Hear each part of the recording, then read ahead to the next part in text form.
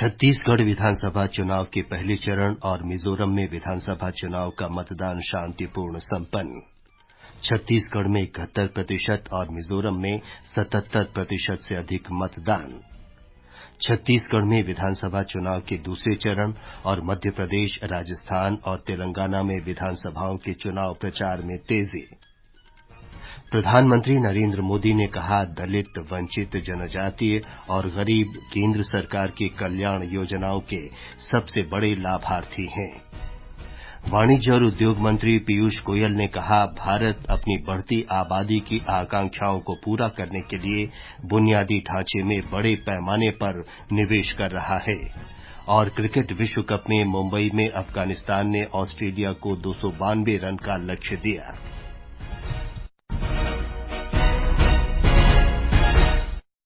समाचार संध्या के साथ मैं विमलेंदु पांडे। छत्तीसगढ़ में विधानसभा चुनाव के पहले चरण का मतदान कुछ छिटपुट घटनाओं को छोड़कर शांतिपूर्वक संपन्न हो गया है।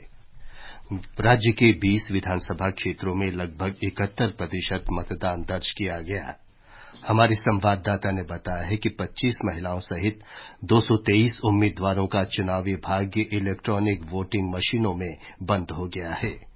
छत्तीसगढ़ में आज के मतदान में बुलेट के ऊपर बैलेट की जीत हुई है। माओवादियों द्वारा चुनाव बहिष्कार के आह्वान के बावजूद बस्तर, जगदलपुर, चित्रकोट, कोंडागांव, केशकाल, कांकेर, भानुप्रतापपुर, अंतागढ़ और मोहला मानपुर जैसे अत्यंत माओवाद प्रभावित विधानसभा क्षेत्रों में 70% से अधिक मतदाताओं ने आज अपने मताधिकार का प्रयोग किया है। बस्तर संभाग के 126 गांवों के लोगों को पहली बार अपने ही गांव में वोट डालने का मौका मिला। निर्वाचन आयोग ने सर्वाधिक माओवाद प्रभावित और दुर्गम क्षेत्रों में स्थित इन गांवों में आजादी के बाद पहली बार मतदान केंद्र बनाए थे। विकल्प शुक्ला, आकाशवाणी समाचार, रायपुर।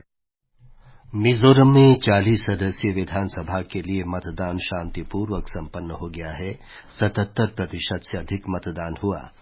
मुख्य चुनाव अधिकारी मधुप व्यास ने आकाशवाणी समाचार से विशेष बातचीत में बड़ी संख्या में मताधिकार का इस्तेमाल करने वाले मतदाताओं का धन्यवाद किया। I take this opportunity to inform audience of All India Radio that the polling in Mizoram has been completed peacefully and without any untoward incident. I wish to thank all the polling parties, all the social organizations. हमारी संवाददाता ने बताया है कि सुबह से ही लोगों ने बड़े उत्साह के साथ मतदान किया।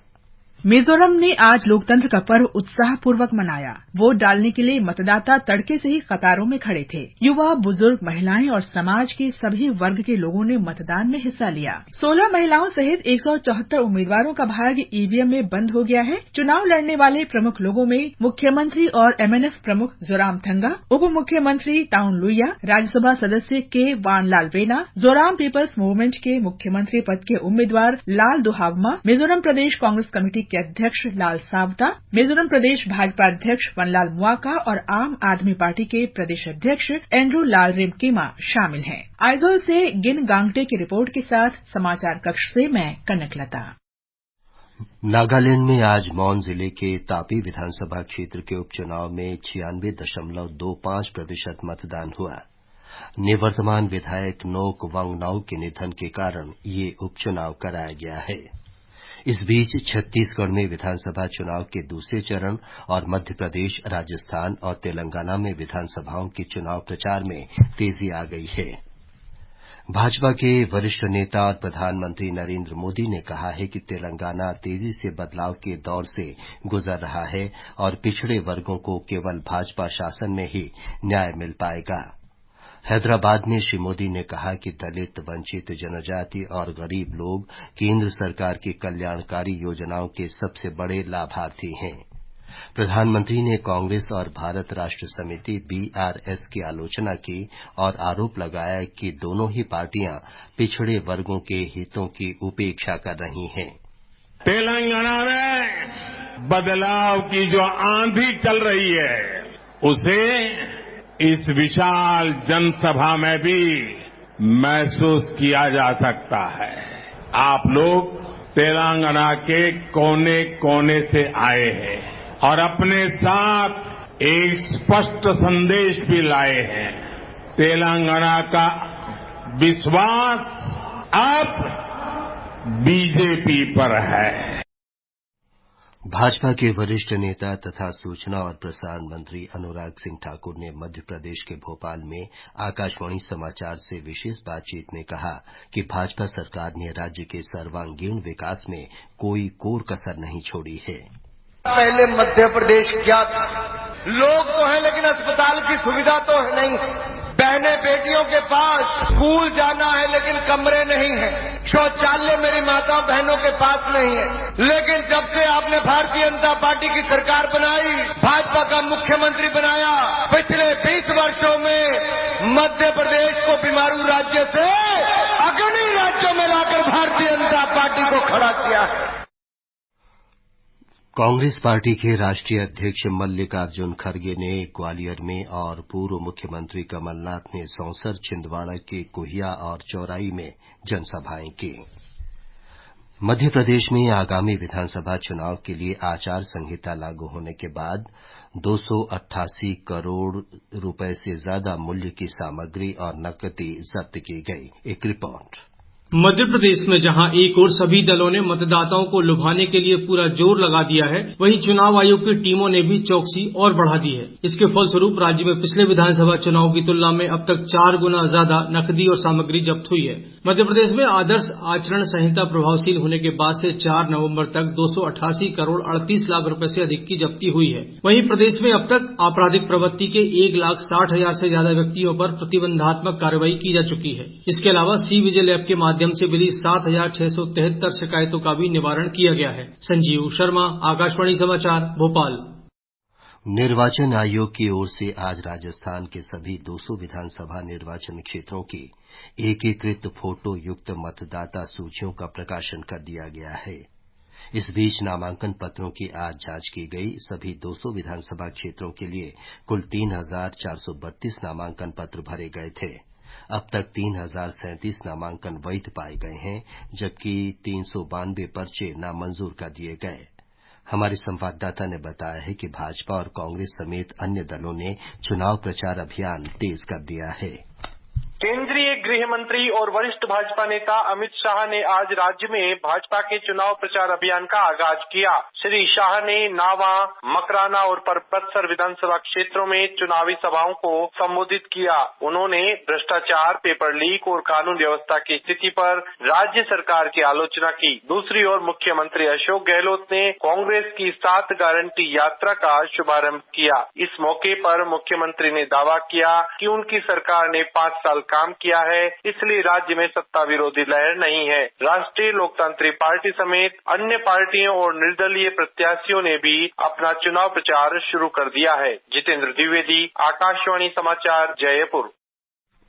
ये समाचार हमारी वेबसाइट newsonair.gov.in/hindi और हमारे mobile app news on AIR पर भी उपलब्ध हैं। ये आकाशवाणी है। वाणिज्य और उद्योग मंत्री पीयूष गोयल ने कहा है कि भारत अपनी बढ़ती जनसंख्या की आकांक्षाओं को पूरा करने के लिए बुनियादी ढांचे में बड़े निवेश की ओर बढ़ रहा है। आज नई दिल्ली में ISA स्टील कॉन्क्लेव में उन्होंने कहा कि इस लक्ष्य को प्राप्त करने की दिशा में इस्पात क्षेत्र महत्वपूर्ण है। वर्ष 2030 तक 30 करोड़ टन इस्पात के वार्षिक उत्पादन का लक्ष्य है। श्री गोयल ने इस्पात उद्योग को नुकसान पहुंचाने वाले किसी भी अनुचित कर और शुल्क का विरोध करने की भारत की प्रतिबद्धता को दोहराया। वित्त मंत्री निर्मला सीतारामन ने कहा है कि हर खरीदारी के समय बिल की मांग करना पारदर्शिता और राष्ट्र निर्माण की दिशा में एक बड़ा कदम है। उन्होंने लोगों से मेरा बिल मेरा अधिकार अभियान में शामिल होने का आग्रह किया। आज गुजरात के वापी में 12 GST सेवा केंद्रों का वर्चुअल उद्घाटन करने के बाद उन्होंने कहा कि उपभोक्ताओं को बिल देना व्यवसायी का राष्ट्रीय कर्तव्य है। उन्होंने कहा कि वन नेशन वन टैक्स ने देश में कर प्रणाली को बदल दिया है। GST लागू होने के बाद आवश्यक वस्तुओं पर कर की दरों में भारी कमी आई है और कर संग्रह में वृद्धि हुई है। सर्वोच्च न्यायालय ने दिल्ली राष्ट्रीय राजधानी क्षेत्र में वायु प्रदूषण कम करने के लिए पंजाब, दिल्ली, उत्तर प्रदेश और राजस्थान सरकारों से पराली जलाने की घटनाओं पर रोक लगाने को कहा है। न्यायालय ने कहा कि इस बारे में राजनीति नहीं होनी चाहिए। वायु प्रदूषण कम करने के लिए तत्काल कुछ किया जाना चाहिए। न्यायालय ने दिल्ली, उत्तर प्रदेश और राजस्थान सरकारों को निर्देश भी जारी किए। दिशा निर्देशों को लागू करने की जिम्मेदारी स्थानीय पुलिस अधिकारी की होगी। न्यायालय ने कहा कि प्रदूषण की समस्या से निपटने के लिए वाहनों की सम विषम योजना मात्र दिखावटी है। पर्यावरण, वन और जलवायु परिवर्तन राज्य मंत्री अश्विनी कुमार चौबे ने आज दिल्ली और राष्ट्रीय राजधानी क्षेत्र में वायु प्रदूषण की स्थिति पर समीक्षा बैठक की। केंद्रीय मंत्री ने वायु गुणवत्ता प्रबंधन आयोग CQM, केंद्रीय प्रदूषण नियंत्रण बोर्ड और अपने मंत्रालय के अन्य अधिकारियों के साथ वायु प्रदूषण की स्थिति की समीक्षा की। इस बीच राष्ट्रीय राजधानी में वायु गुणवत्ता सूचकांक AQI शाम को लगभग 400 दर्ज किया गया, जो बहुत खराब श्रेणी में है। ये समाचार आकाशवाणी से प्रसारित किए जा रहे हैं। ताजा समाचार जानने के लिए आप हमारे Twitter handle @AIR News Hindi को फॉलो कर सकते हैं। समाचार संध्या में आपका फिर स्वागत है। नागरिक विमानन महानिदेशालय ने उड़ान नियमों और प्रावधानों का अनुपालन नहीं करने पर एयर इंडिया को कारण बताओ नोटिस जारी किया है। महानिदेशालय ने उड़ान में बाधा, विमान में सवार होने की अनुमति न मिलने, उड़ान रद्द होने या विलंब होने की स्थिति में यात्रियों के हितों की उचित सुरक्षा सुनिश्चित करने के लिए वर्ष 2010 में नियम और प्रावधान जारी किए गए थे। महानिदेशालय की घरेलू एयरलाइनों के निरीक्षण के दौरान पाया गया कि एयर इंडिया संबंधित प्रावधानों का अनुपालन नहीं कर रहा था। विदेश मंत्री डॉ सुब्रमण्यम जयशंकर ने आज दिल्ली के यशोभूमि कन्वेंशन सेंटर में G20 सदस्य देशों, अतिथि देशों और अंतर्राष्ट्रीय संगठनों के राजदूतों की मेजबानी की। उन्होंने भारत की G20 अध्यक्षता के दौरान समर्थन के लिए उन्हें धन्यवाद दिया। डॉ जयशंकर ने कहा कि भारत की G20 अध्यक्षता की तरह ये अत्याधुनिक कन्वेंशन और एक्सपो सेंटर राष्ट्र की क्षमताओं को दर्शाता है।